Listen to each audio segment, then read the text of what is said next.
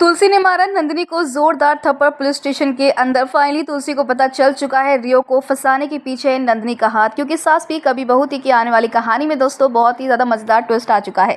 Show में आप देख रहे हैं कि अब यहाँ पर जहाँ घर के सभी जो जेंट्स होते हैं वो तो दिल्ली गए होते हैं और मिहिर यूएस गया होता है, तो वहीं घर की सारी महिलाएं मिलकर यहाँ पर गाने गा रही होती है। लेकिन अचानक से यहाँ पर खुशबू के चीखने की आवाज़ आती है, क्योंकि खुशबू नीचे नहीं आती है और वह यहाँ पर अकेली डांस कर रही होती है। और ये तो आप जानते ही खुशबू को कम दिखता है। ऐसे में यहाँ पर कोई शख्स आता है जो खुशबू के साथ गंदी हरकत करता है, जिसके बाद यहाँ पर खुशबू जो है कीचड़ में गिरी रहती है।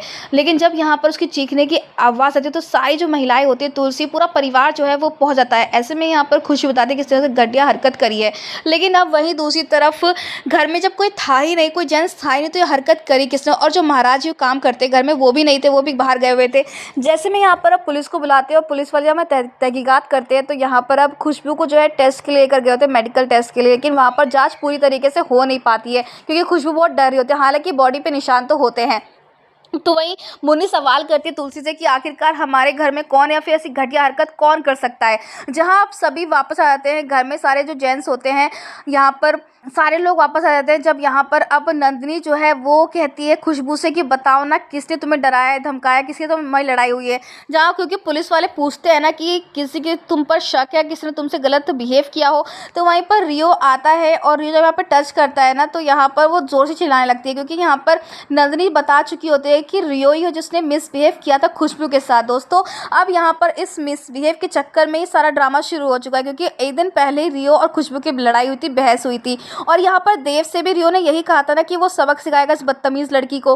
तो अब यहाँ पर जिस तरीके से रिएक्ट किया है खुशबू ने, से साफ पता चलता है कि रियो ने कुछ तो किया है, क्योंकि वही परफ्यूम की स्मेल होती है जो उसे उस टाइम आती है जब वहाँ पर तो छेड़खानी होती है। ऐसे में अब यहाँ पर जो रियो है ना उसे पुलिस वाले गिरफ्तार के लिए जा चुके हैं। तो यहाँ पर नियति कहती है कि मेरे संस्कार ऐसे नहीं है, मेरा बेटा ऐसा नहीं कर सकता है। लेकिन नंदिनी कहती है कि नहीं, वो करण का बेटा नहीं है, वो तुम्हारा बेटा है, वो करण का बेटा नहीं है। जहाँ पर पूरा परिवार टेंस है क्योंकि रियो जेल में बंद है। तो वहीं तुलसी का भी यही फैसला होता है कि रियो को जेल में ले जाया जाए। लेकिन एक बार तो ऑलरेडी अंश को सजा दे देने की रियो के पिता को तुलसी ने सजा दे रखी है नंदिनी के लिए। लेकिन क्या इस बार तुलसी का फैसला सही है? क्या वाकई में रियो ने घटिया हरकत करी या फिर रियो को कोई फंसा रहा है? तो हम आपको बता दें कि सारा खेल नंदिनी ने खेला होगा।